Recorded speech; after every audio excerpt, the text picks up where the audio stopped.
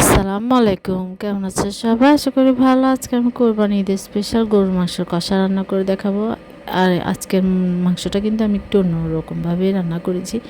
কোরবানিতে কিন্তু যেহেতু মাংসটা বাসায় থাকে, আমরা কিন্তু বিভিন্ন রকমভাবে তৈরি করার চেষ্টা করি। তাই একবার হলো আমার রেসিপিটা ফলো করে এই কষাটা রান্না করবেন। আশা করছি আপনাদের ভালো লাগবে। অনেকের একটা কোয়েশ্চেন থাকে যে মাংসের কালারটা সুন্দর আসে না, টেস্টটা ভালো আসে না, সেরকম পারফেক্টভাবে মজা হয় না গরুর মাংস রান্না করলে।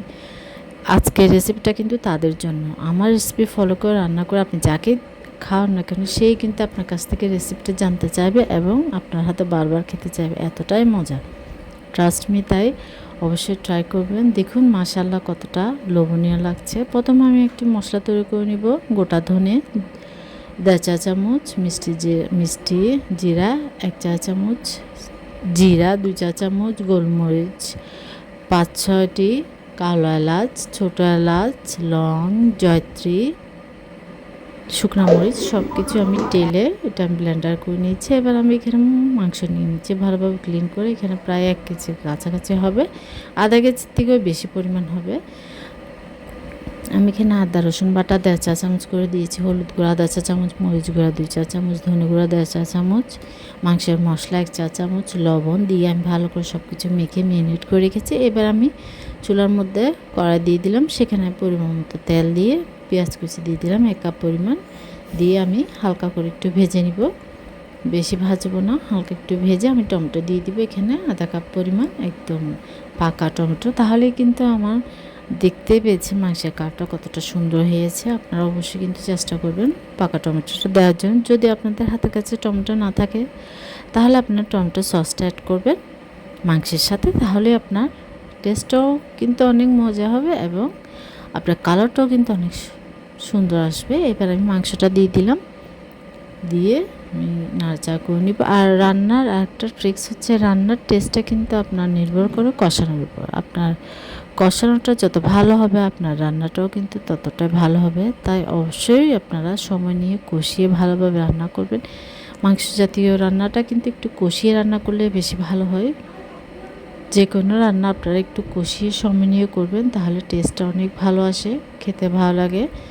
তাড়াহুড়ো করে করলে কিন্তু কোনো কাজে ভালো হয় না। তাই রান্নাটাও কিন্তু একটা খুবই গুরুত্বপূর্ণ একটা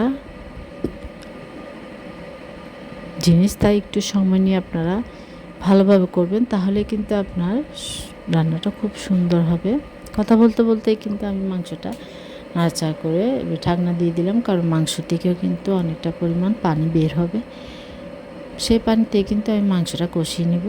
দেখুন কতটা পরিমাণ পানি বের হয়েছে। এই পানিতে কিন্তু আমি মাংসটা অনেকক্ষণ কষিয়ে নেব। আর গরুর মাংসটা একটু হতে সময় লাগে, তাই একটু কষিয়ে কষিয়ে রান্না করলে কিন্তু এর টেস্টটা বেশি ভালো আসে।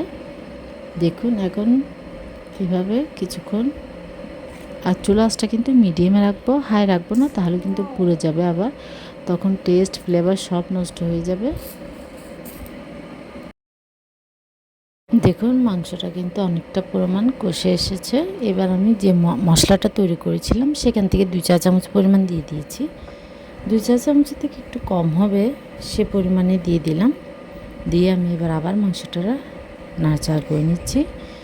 এই মশলাটা দেওয়ার কারণে কিন্তু আপনার মাংসের টেস্টটাই কিন্তু চেঞ্জ হয়ে যাবে। তাই অবশ্যই কিন্তু এই মাংসটা তৈরি করে আপনার মশলাটা তৈরি করে অবশ্যই অ্যাড করবেন, তাহলে কিন্তু আপনার মাংসটা অনেক টেস্টি হবে এবং অনেক ফ্লেভারফুল হবে। দেখুন এটা কিন্তু প্রায় কষানোটা হয়ে এসেছে। এবার আমি আদা কুচি দিয়ে দিলাম লম্বা লম্বা করে। এটা দিলে কিন্তু আপনার মাংসের মধ্যে আলাদা একটা টেস্ট আসে। কষা মাংসে বিশেষ করে আপনারা কষা মাংসে কিন্তু এভাবে লম্বা লম্বা করে জুলিয়ান কাট করে একটু মোটা করে দিবেন আদাটা, তাহলে খাওয়ার সময় কিন্তু যখন দাঁতের নিচে লাগে বেশ ভালোই লাগে। তাই এইভাবে দিয়ে দিবেন কষা মাংস রান্না করার সময়। দিয়ে আমি ঢাকনা দিয়ে দিলাম। আমি আরও কিছুক্ষণ কষাবো, কারণ এটা আপনি যত সময় একটু কষাবেন আপনার মাংসের টেস্টটা কিন্তু ততটাই বাড়বে। এবার আমি এটা কিন্তু পানিটা দিয়ে দিলাম মাংসটা সিদ্ধ হওয়ার জন্য, এবং আপনার যতটুকু পরিমাণ কষা মাংস কিন্তু অতটা পরিমাণ ঝোল রাখে না। আমিও কিন্তু অতটা বেশি ঝোল রাখবো না, জাস্ট মাখা মাখা করেই আমি এটা নামিয়ে নিব। তাও কিন্তু মাংসটা সিদ্ধ হওয়ার জন্য কিন্তু পানির প্রয়োজন আছে। যার জন্য এখানে আমি 1 কাপ পরিমাণ পানি দিয়ে দিলাম। এই পানিতেই কিন্তু মাংসটা একদম পারফেক্টভাবে কুক হয়ে যাবে। এখানে আমি আর কোনো পানি অ্যাড করব না। আর গরম পানি দিলে কিন্তু আরও বেশি ভালো হয়। কুসুম গরম পানি দিবেন, তাহলে আপনার মাংসটা তাড়াতাড়ি সিদ্ধ হয়ে যাবে, টেস্টও অনেক ভালো আসবে। আমি ঝালের ফ্লেভার অনুযায়ী 4টা কাঁচামরিচ দিয়ে দিলাম। দিয়ে আমি এবার ভালোভাবে আবার নাড়াচাড়া করে নিচ্ছি। এবার দেখুন প্রায় হয়ে এসেছে। এবার আমি এখানে 1 চা চামচ পরিমাণ ঘি দিয়ে দিলাম, তাহলে কিন্তু এটার ফ্লেভারটা না ঘিয়ের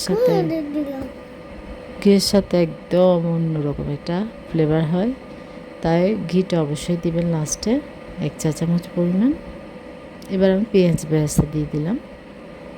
দিয়ে এবার আর কিছুক্ষণ রেখে কিন্তু আমি এটা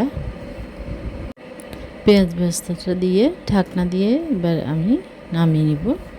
পরিবেশনের জন্য নিলাম। মাশাআল্লাহ কতটা সুন্দর কালার এসেছে, একদম মাখা মাখা দেখতে যেমন হচ্ছে, খেতে অসাধারণ। আপনি এটা রুটি, পরোটা, পোলাও, সাদা ভাত, খিচুড়ি যে কোনো রকম কিছুর সাথে কিন্তু এটা যাবে আপনার। এই কোরবানি ঈদে অবশ্যই আপনারা আমার রেসিপি ফলো করে ট্রাই করবেন আর আমাকে কমেন্ট করে জানাবেন কেমন হয়েছে। আশা করছি আপনাদের ভালো লাগবে। আমার চ্যানেল সাবস্ক্রাইব করবেন, পাশে থাকা বেল আইকনটা প্রেস করে দেবেন, নোটিফিকেশন অন হয়ে যাবে, নিত্য নতুন ভিডিওগুলো দেখতে পাবেন। ভুল ত্রুটি সরি। আল্লাহ হাফেজ, আসসালামু আলাইকুম। সবাই ভালো থাকবেন, সুস্থ থাকবেন।